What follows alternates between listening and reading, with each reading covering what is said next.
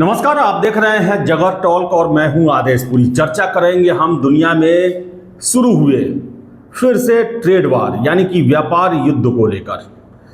आप देख सकते हैं कि अमेरिका में इस साल नए राष्ट्रपति डोनाल्ड ट्रंप बने और उन्होंने अमेरिकी हितों को सर्वोपरि अपने चुनाव प्रचार के दौरान रखा, अमेरिका फर्स्ट। और उसी पर काम करते हुए टैरिफ के हवाले से जो है वो अमेरिकियों को संरक्षण देने के लिए, उद्योगों के संरक्षण के लिए, श्रमिकों के संरक्षण के लिए, उनकी आय में वृद्धि के लिए और अमेरिकियों के पास नौकरी का जो अवसर है वो ज़्यादा रहे, इस उद्देश्य से किया गया है। लेकिन इससे पूरी दुनिया हिल गई है।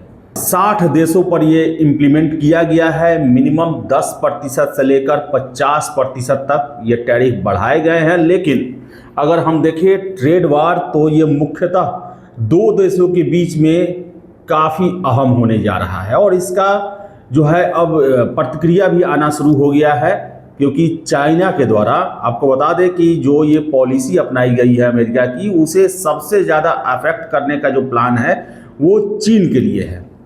क्योंकि बता दें, चीन जितना अंदर अमेरिका के घुस चुका है, खासकर आर्थिक दृष्टि से, वो अब ज़रूरत है, अमेरिका को ऐसा लग रहा है कि अगर यही चीनी प्रभाव जारी रहा तो एक समय ऐसा आएगा कि हम चाइना पर आधारित हो जाएंगे, पिछलग्गू हो जाएंगे, अमेरिकी उद्योग धाराशाही हो जाएंगे, अमेरिकी लोगों के पास नौकरी के अवसर समाप्त हो जाएंगे। और यही वजह है कि पहले 34% टैरिफ बढ़ाया गया और इसके जवाब में चीन के द्वारा भी 34% टैरिफ को बढ़ाया गया और फिर से अमेरिका ने 34 से बढ़ाकर 50% टैरिफ कर दिया, यानी कि 104% टैरिफ चाइनीज सामानों पर अमेरिका में लगेंगे। अब इसे ऐसे समझिए कि कोई सामान चीन से बनकर 10 रुपये में अमेरिका पहुंचती थी तो अब उसका मूल्य जो है वो 21-22 रुपये के आसपास अमेरिका में हो जाएगा, सीधे दोगुने से अधिक जो है उसका मूल्य हो जाएगा। और ऐसे में चीनी सामान महंगे हो जाएंगे और इसका सीधा नुकसान चीन के निर्यात पे पड़ेगा और निर्यात जब घटेगा उद्योग ठंडे पड़ने रहेंगे और रोजगार की कमी आएगी। ये एक बहुत बड़ा प्रॉब्लम है। लेकिन और सभी देशों पर, भारत पर भी देखा जाए तो 26% टैरिफ को इम्प्लीमेंट किया गया है। लेकिन ये चाइनीज़ जो गुड्स हैं उनके मुकाबले बहुत कम है। तो भारत के सामने एक तब भी रास्ता बनता है कि वो अमेरिकी बाज़ारों में अपने मालों को खपा सके। हालांकि महंगा भारत के भी सामान हो जाएंगे, लेकिन बताएं कि भारत भी जो है वो इसको लेकर काफ़ी परेशान है। और यहाँ पर भारत में हमेशा एक बात दोहराई जा रही है कि फरवरी में प्रधानमंत्री नरेंद्र मोदी की अमेरिकी यात्रा हुई थी और उस दौरान मिशन 2030 को लेकर मिशन 500 ये जो है तय किया था दोनों देशों ने, यानी कि जो द्विपक्षीय व्यापार है उसे $500 बिलियन तक ले जाने का लक्ष्य 2030 तक ट्रंप और मोदी के बीच में रखा गया था। ऐसे में जो टैरिफ बढ़ाए गए हैं उनसे भारतीय निवेशक भी परेशान हैं और सरकार ये सीधे सीधे यही बोल रही है कि हमारे जो अमेरिकी निवेशक हैं उनके हितों की हम रक्षा के लिए सारे प्रयास कर रहे हैं और करेंगे भी। इसके साथ साथ आपको हम बता दें कि अमेरिकी प्रशासन का कहना है कि इन टैरिफों से अमेरिका को ज़बरदस्त फ़ायदा हो रहा है। रोज़ $2 बिलियन की इनकम हो रही है और दुनिया भर की कंपनियां आकर जो अमेरिकी उद्योगों और श्रमिकों का हक लूट रही थी उसे अब हम ज़्यादा दिन तक लूटने का इजाज़त नहीं दे सकते हैं। यानी कि आगे आने वाले समय में ये ट्रेड वार रुकने का नाम नहीं ले रहा। अब विश्लेषक जो हैं, आर्थिक जानकार जो हैं, वो चर्चा कर रहे हैं कि आखिर इस ट्रेड वार से अमेरिका को क्या मिलेगा। अलग अलग व्याख्या हो रही है। बहुत सारे ऐसे आर्थिक जानकार हैं, उनका कहना है कि इससे अमेरिका को फिर से स्टेबलाइज होने और अमेरिकी फर्स्ट, यानी कि वहाँ के लोगों को नौकरियाँ मिले, वहाँ के उद्योग जो हैं उनको संरक्षण मिले, इससे फ़ायदा मिलेगा और अमेरिका जो है पहले से ज़्यादा मजबूत होगा। लेकिन एक पक्ष ये भी कहना है कि अमेरिकी जो अर्थव्यवस्था है वो संरक्षणवाद के खिलाफ रही हुई है, खुलेपन और इंटरनेशनल फ्री ट्रेड को प्रमोट करने के पश्चात जो है वो आगे बढ़ी है। आज दुनिया भर में अमेरिकी कंपनियां अरबों खरबों का व्यापार कर रही है। उसका सबसे बड़ा वजह यह है कि अमेरिका ने भी फ्री ट्रेड रखा है, अपने बाजार को पूरे दुनिया के लिए खोल के रखा है और इसकी एवज में दूसरे राष्ट्र भी बाजार को खुले रखते हैं।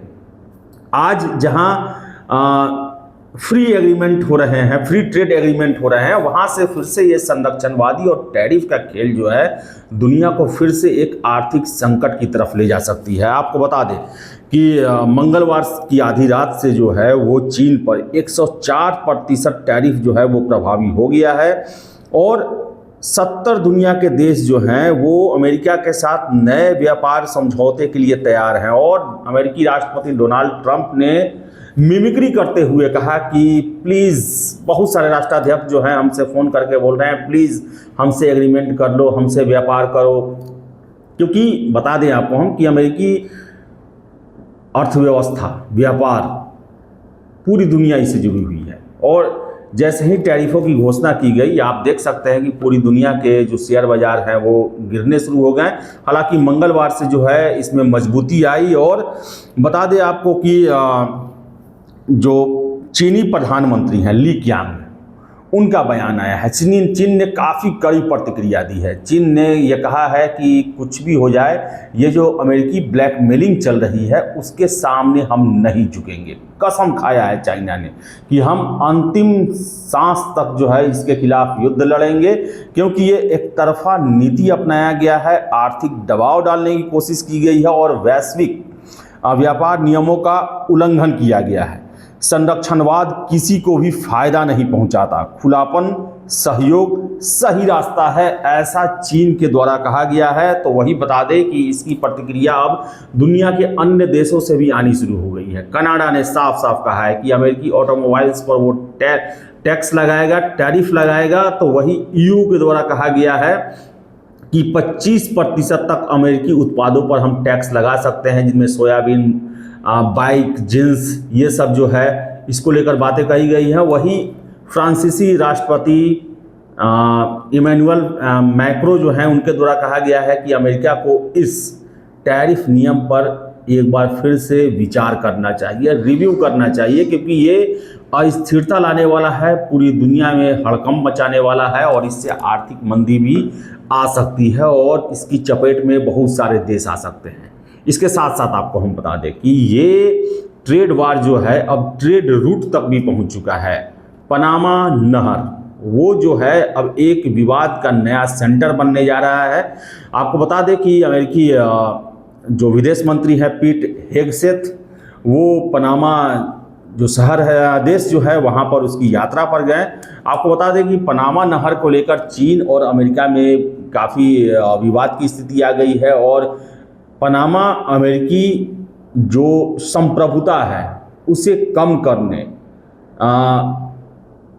असुरक्षित करने का आरोप जो है वो चीन पर लगाया जा रहा है।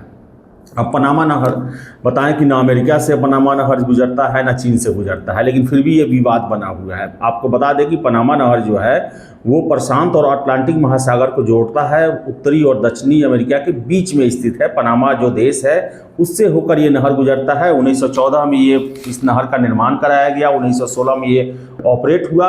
अमेरिकी फंड और अमेरिकी टेक्नोलॉजी के बदौलत ये नहर बना।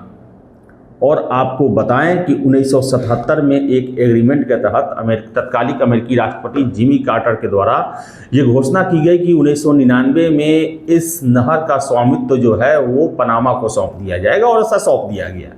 लेकिन आज परिस्थितियां ऐसी आ गई हैं कि आपको बता दें कि जो पनामा नहर है इसका जो दक्षिणी जो इसका बंदरगाह है पनामा सिटी शहर है, जो कि पनामा की राजधानी है, और उत्तरी जो इसका बंदरगाह है वो है कोलोन।